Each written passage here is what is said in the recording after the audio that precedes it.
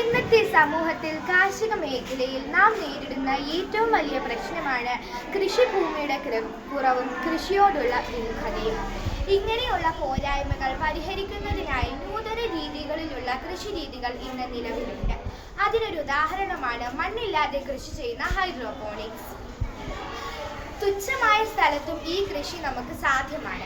അതുപോലെ തന്നെ ഇപ്പോൾ നമുക്ക് ഉള്ള ഒരു പ്രശ്നമാണ് കൃഷിക്ക് ആവശ്യമായ ജലലഭ്യത.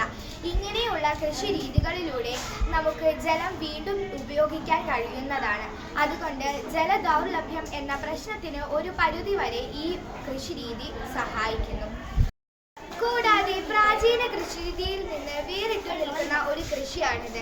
അതുകൊണ്ട് തന്നെ പുതുതലമുറയിലെ ജനങ്ങൾക്ക് ഈ കൃഷി ചെയ്യാനുള്ള താല്പര്യം വളരെയധികമാണ്.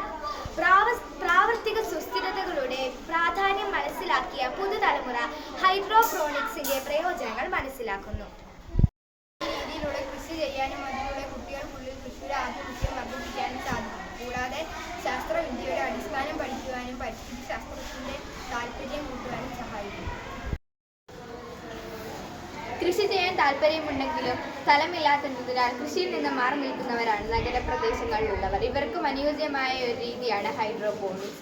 കാർഷിക രംഗത്തേക്ക് പുതുതലമുറയെ കൈപിടിച്ചു കൊണ്ടുവരാൻ ഈ രീതിക്ക് സാധിക്കും.